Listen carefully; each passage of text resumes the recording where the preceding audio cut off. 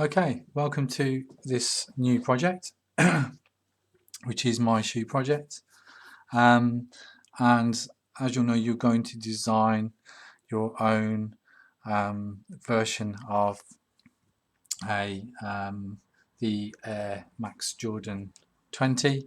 In that style, you're going to use symbols. You're going to create your own story using symbols, and then you're going to add it to another shoe, another iconic shoe, Vans. You're going to add that to a Vans shoe design online using the Vans Customize tool on the website. So, okay, so to start this project, the first thing you need to do is you need to create your story, and obviously you're going to create your story visually.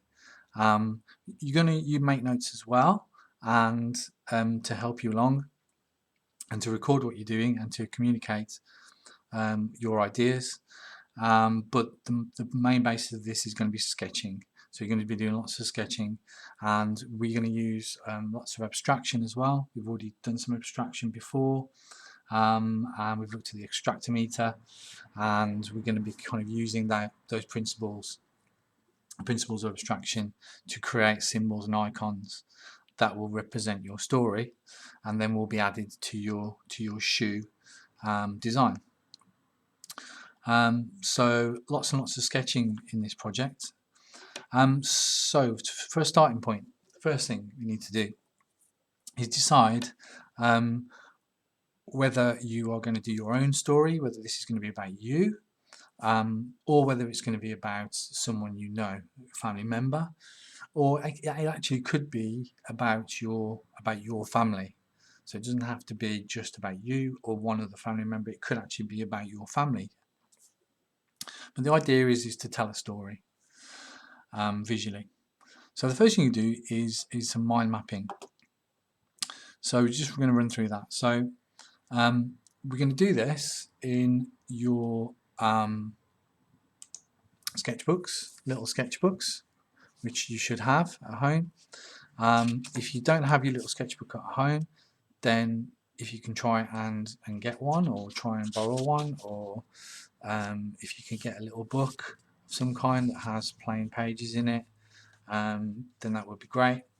If not, then using just A4 paper is fine also. But to have it all in your little notebook would be a nice thing. And obviously later on we'll scan these pages or photograph them and get them into your sketchbooks as well. But to do this in your little sketchbook would be a nice thing, because you can carry that around the house with you, and go outside with it, and sit wherever you like and just jot away. It's also, obviously, you can hold it in your hand while you're making notes, and if you're interviewing someone, asking someone questions, you can do that much easier. So you can see that my first 2 pages, and it doesn't have to be just 2 pages, you could go on to 4 pages, 3 pages or 4 pages, whatever you feel like. If you feel that you've kind of covered everything you possibly can on 2 pages, that's fine. If you haven't, then obviously by all means move on. But you can see what I've done is I've got my story in the middle here. That's the middle of my mind map. It's my starting point, my story, or my family story, or my dad's story, my mum's story, whoever that is going to be. It could be a grandparent. You could use it as a nice excuse to talk to your grandparents, and to video call them and talk to them. That would be nice. And what I've done is I've just started to map out, I suppose that's what you call it, it's a mind map out my life, and the kind of things obviously that Michael Jordan was talking about were maybe a lot about sport and his achievements in that sport, but also he was talking about his feelings. He was talking about specific dates, maybe, and numbers that are important to him, events in his life. So you're going to kind of create the equivalent of that Tinker Hatfield Michael Jordan conversation that they had, where Tinker Hatfield then generated these icons, and then obviously added them to that iconic shoe, the Nike Air 20, Air Jordan 20. So I've kind of started off maybe with going back to my childhood when I was little. So I remember having a toy car. I remember someone in my family having a camera. I remember having a pet rabbit, a toy as well, bear. I remember going on holidays. So holidays would be a good one. We had a caravan, so I've drawn a little caravan there. It was in the mountains, so I remember the mountains and the hills. It was in Wales, so I've got a little picture of a dragon. I used to live a bit more recently, I lived in Ireland, so there's a picture of a map there. And so on and so forth. So rugby sports I'm interested in, places I've been, and what would represent those places I've been on holiday. Things that I do in my spare time: running, gaming, graphic design is a big part of my life. My birthday and places I was born, my interests, art, music, any bands that I like, and then a big one in my family, members of my family, kind of person I am, what I do for a job, what I do for a living, and then other interests as well. So anything really you can think of, and you can see what I've done is I've written them down. I've not written in sentences. I've not written lots of notes. I've just written born Wordsley. That's my birth date. I've got that I like art, so I've represented that with a paintbrush, maybe in a paint palette, Photoshop logo. I will point out at this point that I have, there's a couple of images like the dragon, which I had a look at the Welsh flag to get that, and the Photoshop logo there, but try and avoid as much as you can.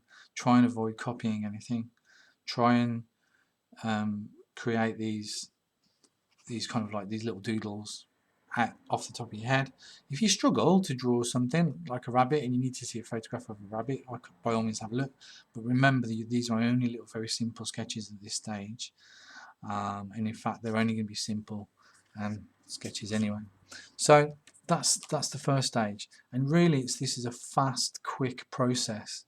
This is not a process that should take a long time. So main points are 2 to 4 pages. It can be about you or someone in your family, or your family as a whole. If it's someone in your family, you need to interview them and mind map as you talk. Mind mapping should be quick. It's not a work of art that takes a long time. It's your thoughts on paper. So just get those thoughts out, get those sketches. It doesn't matter how much time you spend on the little images, that you're going to refine them later and develop them anyway. Always use a black pen. Always use a black pen, please. You can use a biro, it's fine. I've been using a fine liner, which makes a nicer mark on the page, and I find flows a little bit better when I draw with it than a biro, but a black biro is fine.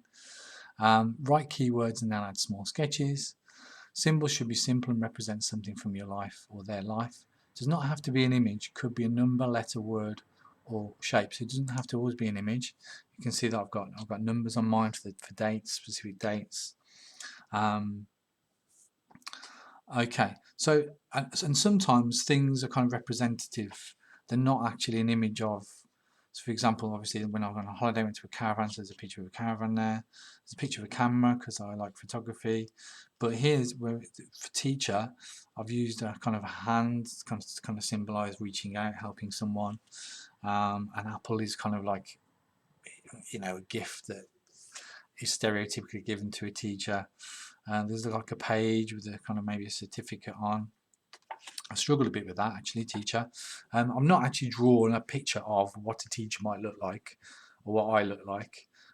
So you don't always have to draw an exact representation of what you're trying to explain.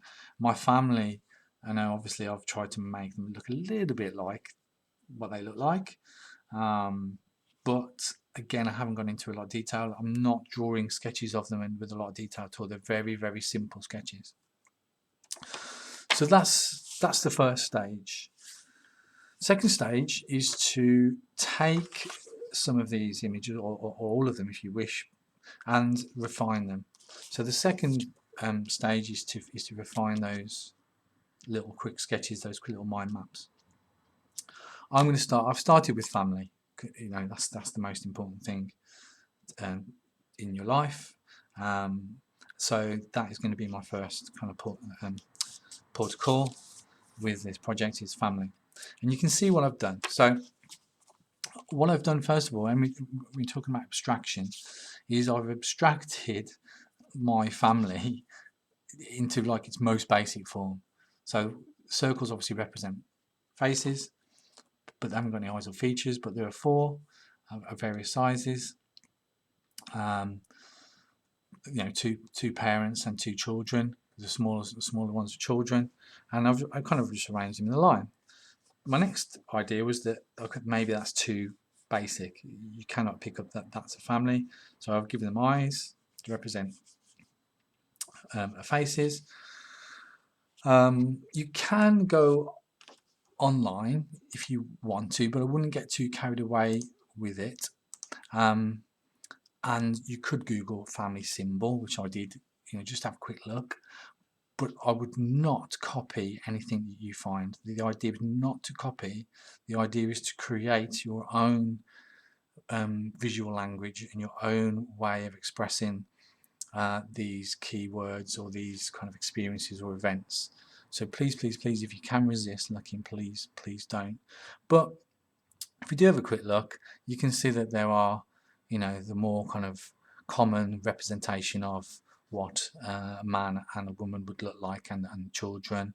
But then you've also got, which are kind of more quite iconic, you've seen them on signage. But then you've got this kind of thing where the line kind of flows a bit more. So, you know, if you do want to kind of get some ideas, okay, have a look, but please don't sit here and look at the screen and copy what you see. Kind of say to yourself, okay, I quite like that flowing line, so I'm going to go back to my sketchbook, and I'm going to try something a bit more flowing and a bit more in that kind of vein. But please don't get hung up on copying things that you found on the internet. That's not what this project is about. Then you can see that I've gone back to a more kind of a side profile of the face. Not very flattering, but there you go. And the hair, I haven't scribbled the hair. I've been very very purposeful with the line to create the hair. Again, I've tried different, going back to kind of the circle face with a kind of shape for the hair this time. And then I've thought about this inside circle thing, something encompassing the family that holds them together, like a bond, triangle, circle. Then I've gone really back to the idea of really abstracting it down into, this time, triangles.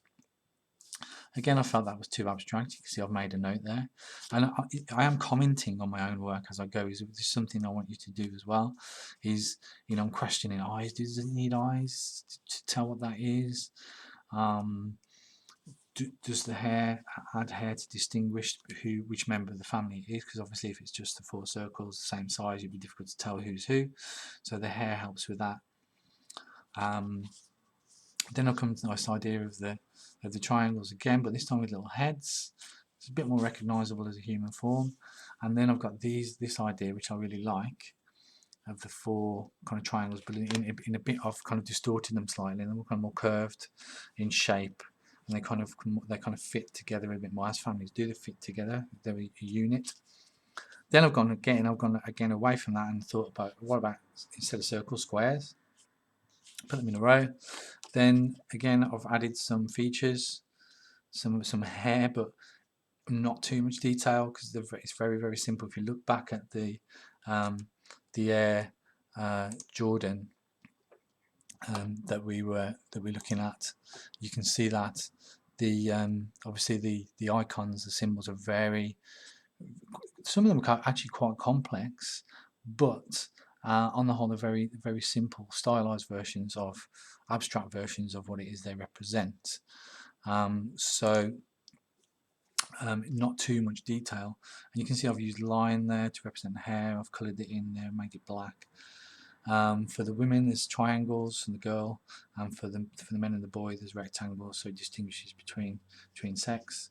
And obviously in here I've given them a line alignment, so I've aligned them down so they're sitting on the same line, so we get the idea of the girl's smaller than the woman and the woman's a bit shorter than the man, and the boy's shorter still, so he's maybe the youngest.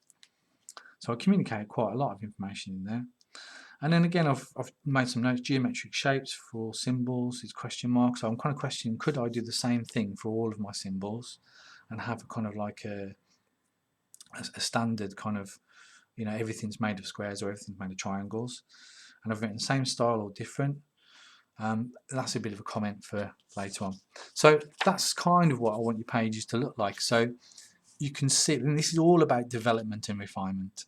So it's all about taking something, developing it, changing it, refining it, changing it again, going back to the basic form, changing it again, and, you know, coming out the other side with hopefully something on this page or these 2 pages that you can use.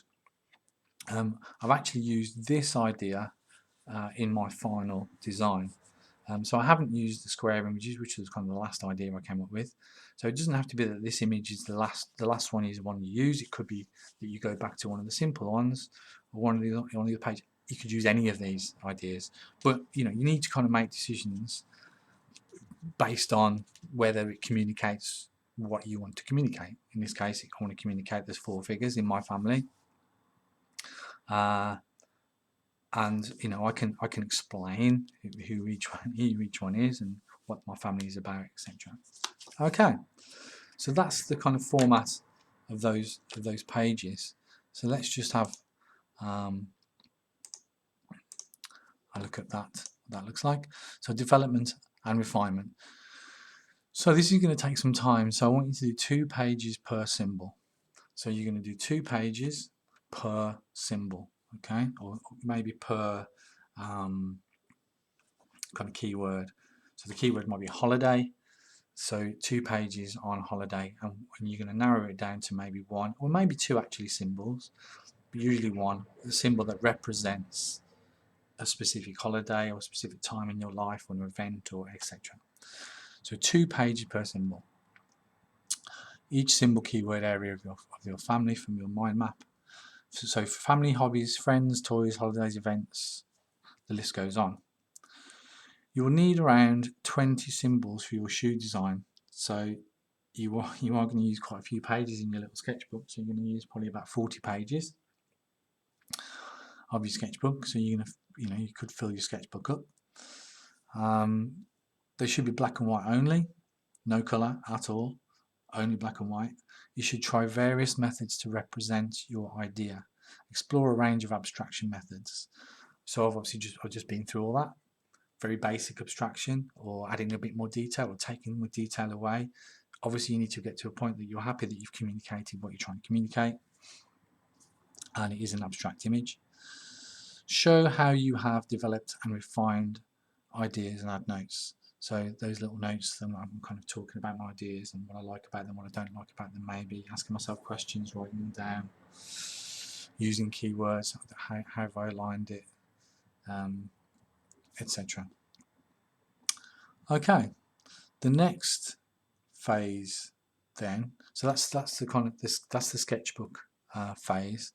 The next phase is to move on to choosing your final symbols and then arranging them, and we'll do that in the next video.